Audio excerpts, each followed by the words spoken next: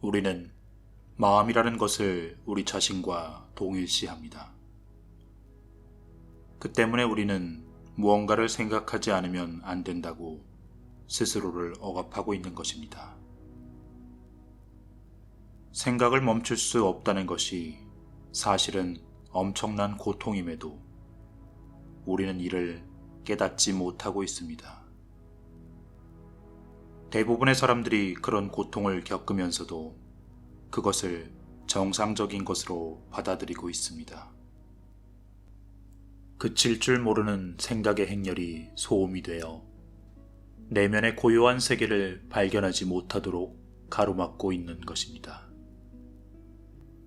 우리 자신의 진정한 본질은 내면의 고요한 세계와 일치합니다.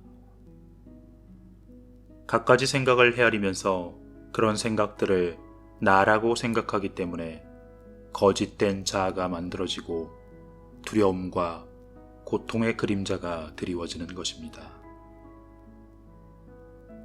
데카르트는 나는 생각한다, 그러므로 존재한다라는 명제를 만들어 놓고 스스로 가장 근본적인 진리를 발견했다고 믿었습니다.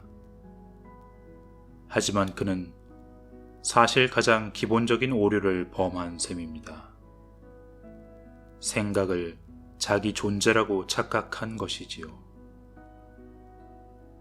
우리들 대부분이 그렇지만 머릿속 헤아림을 쫓아가다 보면 문제와 갈등이 끊임없이 일어납니다. 그 결과 미친 듯이 복잡한 세상에 휩쓸리게 됩니다. 세상은 조각조각 부서진 우리들 마음을 고스란히 반영하는 것입니다. 자신을 마음과 동일시하면 보이지 않는 장막이 생겨나 고정관념에 사로잡히게 되고 말이나 이미지를 곡해하고 자기 나름의 판단을 내리게 돼 진정한 관계를 이루지 못하게 됩니다. 그 장막이 당신과 진정한 당신 사이를, 당신과 당신의 동료 사이를, 당신과 자연 사이를, 그리고 또 당신과 신 사이를 가로막고 있습니다. 이런 생각의 장막으로 인해 서로 분리되어 있다는 착각을 하게 되는 것입니다. 그래서 당신이 여기에 있고 당신과는 전적으로 분리된 다른 것이 저기에 있다는 환상 속에서 살아가게 되는 것입니다. 눈에 보이는 물리적인 모습들과 형상들의 차원 밑바닥에서 당신은 진실로 만물과 하나입니다. 생각이라는 장막에 가려 그 본질을 잊고 있을 뿐입니다. 망각으로 인해 이런 하나됨의 상태를 자명한 현실로 느낄 수 없는 것입니다.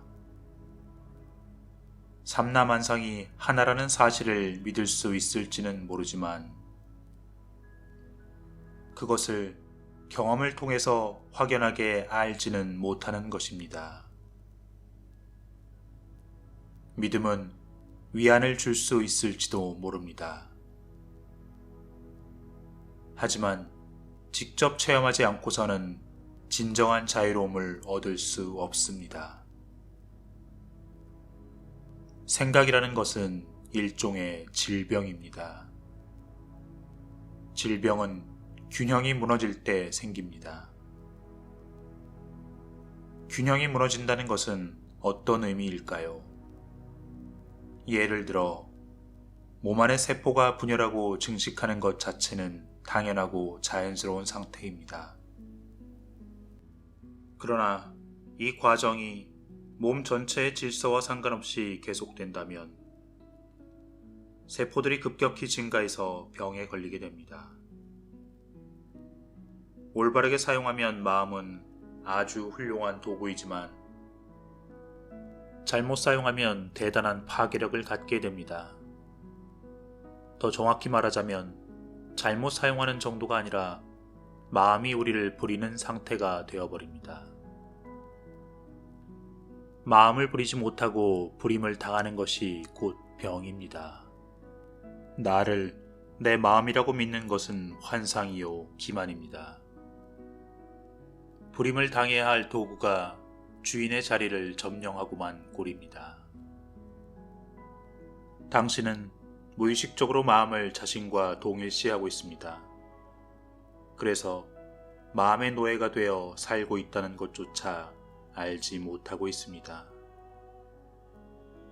자신도 모르게 마음에 점령당하고 점령한 실체를 당신 자신이라고 여기고 있는 것입니다.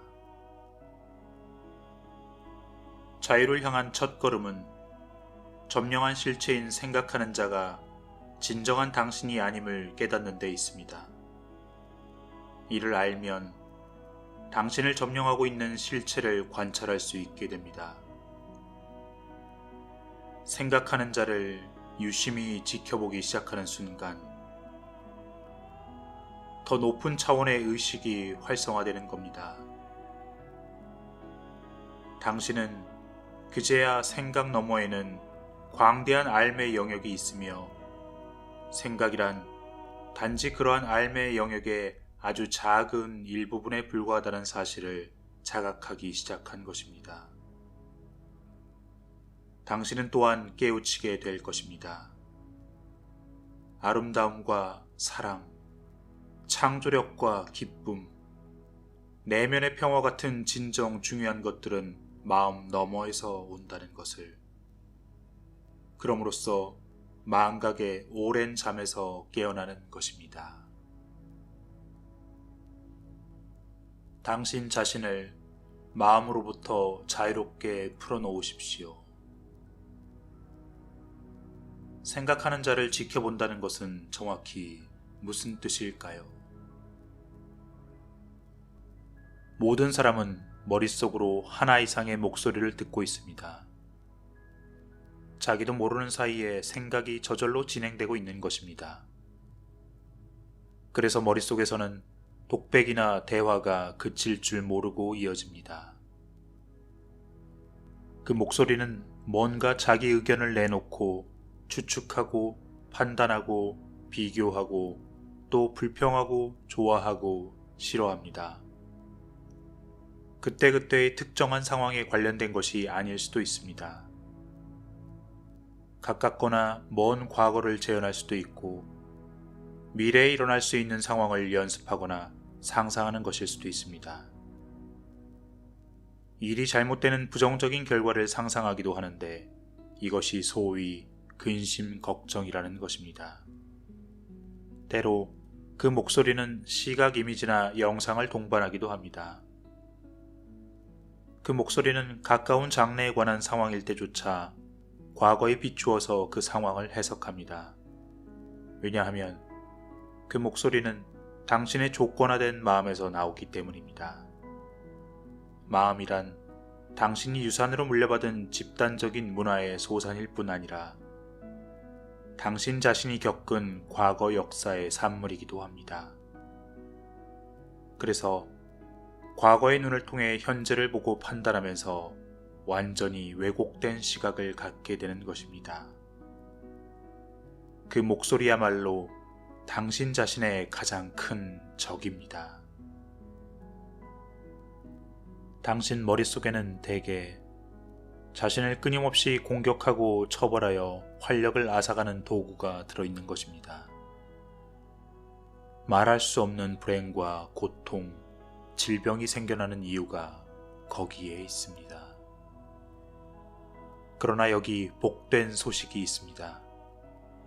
당신은 당신 자신을 마음으로부터 자유롭게 놓아줄 수 있습니다. 이것이야말로 유일하고도 진정한 해방입니다. 지금이라도 당장 첫걸음을 내디딜 수 있습니다. 머릿속에서 들리는 목소리에 가능하면 자주 귀를 기울이기 시작하십시오. 낡은 죽음기를 틀어놓은 것처럼 오랜 세월 되풀이해서 들려왔던 사고 유형에 특히 주의를 기울이십시오. 이것이 생각하는 자를 지켜보라는 의미입니다. 머릿속에서 들려오는 목소리에 귀 기울이면서 그 자리에 목격자로 머물러 있어야 합니다.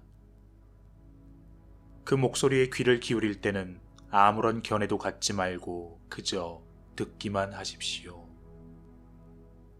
아무런 판단도 하지 말고 비난을 퍼붓지도 마십시오. 어떤 판단을 하고 비난을 하면 똑같은 목소리가 뒷문을 통해 다시 들어오는 셈입니다. 그저 목소리가 들리는구나 하고 알아차리기만 할 뿐. 거기에 끼어들지 않고 여기에 남아 그저 지켜보기만 하는 것입니다. 이것이 생생하게 깨어있는 것이고 이것이 자기 자신의 현존을 느끼는 것입니다. 이것은 생각이 아니며 마음을 초월하여 일어나는 현상입니다. 생각에 주의를 기울이게 되면 당신은 그 생각뿐 아니라 그 생각의 목격자로서의 자신 또한 의식하게 됩니다.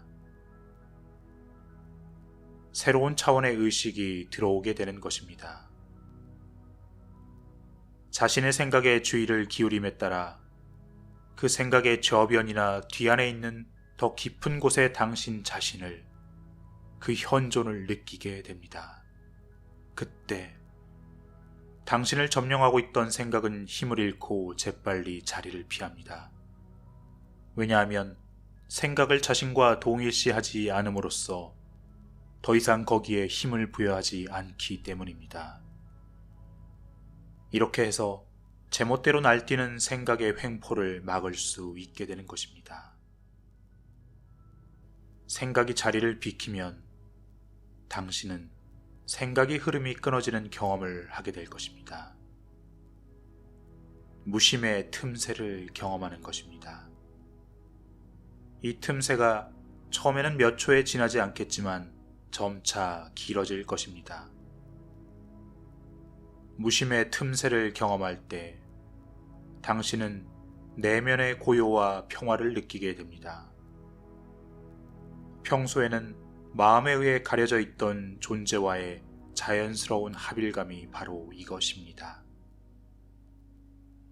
연습을 거듭할수록 고요와 평화의 느낌이 점점 깊어질 것입니다. 사실 그 길이에는 끝이 없습니다. 당신은 또한 깊은 내면에서부터 불가사의한 존재의 기쁨이 번져 나오는 것을 느끼게 될 것입니다. 이것은 결코 무아지경의 상태가 아닙니다. 결코 의식을 잃는 것이 아닙니다. 오히려 그 반대입니다. 평화를 얻는 대신 의식이 흐려지고 고요함을 얻는 대신 활력과 예민함이 줄어든다면 무엇 때문에 그걸 얻으려고 애쓰겠습니까? 내면의 연결 상태 속에서 당신 자신을 생각과 동일시했을 때보다 훨씬 더 또렷이 깨어있게 될 것입니다. 존재에 충만한 상태가 되는 것입니다. 그와 더불어 에너지장의 진동 주파수가 높아져서 몸이 더욱 건강해지고 생명력이 넘치게 될 것입니다. 무심의 영역으로 깊이 들어감에 따라 소위 순수의식의 상태를 경험하게 됩니다.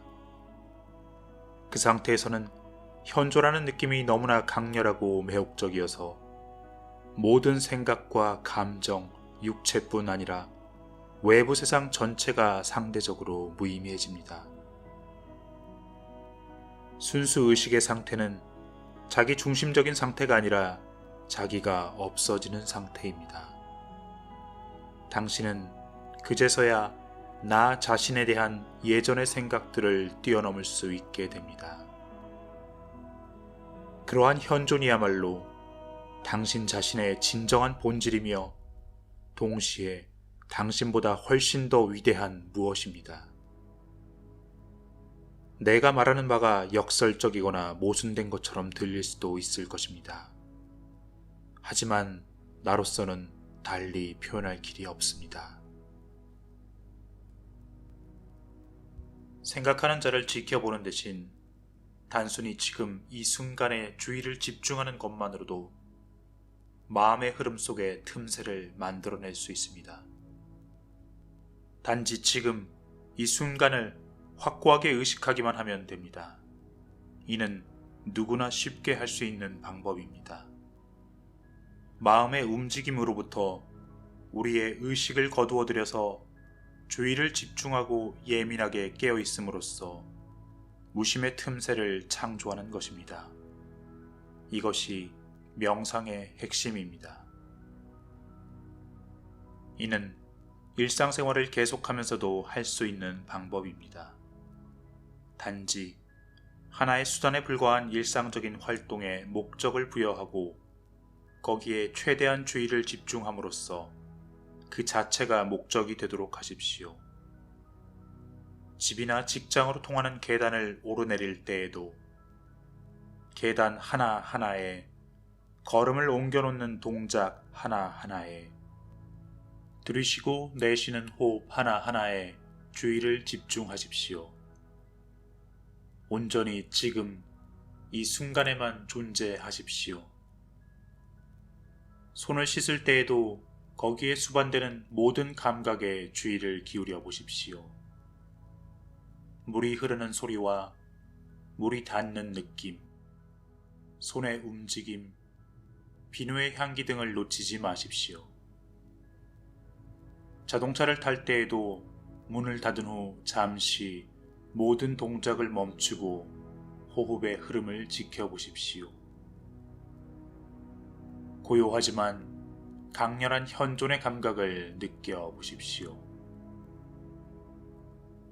그렇다면 이러한 수행이 얼마나 성공적이었는지에 대해서 어떻게 알 수 있을까요? 당신이 느끼는 내면의 평화가 어느 정도인지가 그 기준이 될 수 있을 것입니다. 마음의 흐름 속에서 어떤 틈새를 만들 때마다 의식의 빛은 점점 더 밝아집니다. 그러던 어느 날 마치 아이의 재롱을 보면서 미소 짓듯이 머릿속에서 들려오는 목소리를 향해 미소를 보내고 있는 자신을 발견할지도 모릅니다. 더 이상 마음에 의존하지 않게 됨으로써 마음이 지어내는 내용물을 그리 심각하지 않게 받아들일 수 있게 되는 것입니다. 이미 여러분은 이러한 궁금증을 가지고 계실 것입니다. 즉, 이 세상을 살기 위해서 생각은 하지 않을 수 없지 않습니까? 맞습니다. 하지만 마음은 도구이며 연장입니다. 마음이란 특별한 과업에 사용되기 위해 거기 존재하는 것입니다. 이 일이 끝나면 내려놓아도 됩니다. 사실 대부분의 사람들이 하는 생각 중에서 80%는 반복적이고 부질없는 잡념에 불과합니다. 더구나 부정적인 성질을 품고 있을 때도 적지 않아서 대부분의 생각들이 해롭다고 말할 수 있을 정도입니다. 당신 자신의 마음을 잘 관찰해보면 내 말이 사실임을 알게 될 것입니다. 부질없고 해로운 생각들로 인해 소중한 에너지가 새어나가고 있는 것입니다. 꼬리를 물고 이어지는 생각의 행렬이란 사실 중독이나 다름없습니다. 중독이란 무엇일까요? 간단히 말하자면 내 마음대로 멈출 수 없는 것입니다. 중독이란 나보다 더 강한 것처럼 여겨지는 것입니다. 거짓된 즐거움을, 고통으로 변할 수밖에 없는 즐거움을 제공하는 것입니다. 그렇다면 우리는 왜 생각에 중독될 수밖에 없을까요? 바로 자기 자신을 마음과 동일시하기 때문입니다. 마음의 내용물과 활동이 곧 자기 자신이라고 생각하기 때문입니다. 생각을 멈추면 자신의 존재 또한 끝장날 것이라고 믿기 때문입니다. 인간은 성장함에 따라 개인적이고 문화적인 조건의 기초에서 자신이 누구인가에 대한 이미지를 만들어냅니다. 이런 거짓된 자아를 에고라고 합니다. 에고는 마음의 활동으로 이루어지며 끊임없는 생각을 통해서만 유지될 수 있습니다. 에고라는 용어는 사람에 따라 의미가 다를 수 있겠지만 내가 그 말을 사용할 때는 무의식적으로 자기 자신을 마음과 동일시함으로써 창조된 거짓된 자아를 뜻합니다. 에고에게는 현재의 순간이 존재하지 않습니다. 과거와 미래만을 중요하게 여길 뿐입니다. 이는 진리를 정면으로 거스르는 일이 아닐 수 없는데 에고로 존재하는 한 우리의 마음은 부작용을 일으킬 수밖에 없는 것입니다. 에고는 항상 과거에 집착하고 과거를 살아있게 하려고 합니다. 과거가 없으면 자신이 누구인지를 알 수 없기 때문입니다. 또한 스스로를 미래에 투사함으로써 계속적인 생존을 보장받으려 하고 거기에서 어떤 해방이나 만족감을 얻으려고 합니다. 에고는 말합니다. 언제나 이런 일이 일어나면 난 행복할 텐데, 저런 일이 생기면 난 평화로워질 텐데. 에고가 현재에 관여하고 있는 듯이 보일 때조차도 에고가 보고 있는 것은 현재가 아닙니다. 에고는 과거의 눈을 통해서 보기 때문에 현재를 제대로 파악할 수가 없습니다. 마음이 만들어내는 미래의 목적을 위해서 현재를 하나의 수단으로 축소하기 일쑤이지요. 여러분 스스로 마음을 잘 관찰해보면 실제로 그렇다는 것을 알 수 있을 겁니다. 당신에게 있어 지금 이 순간이란 자유를 향한 열쇠를 쥐고 있는 것입니다.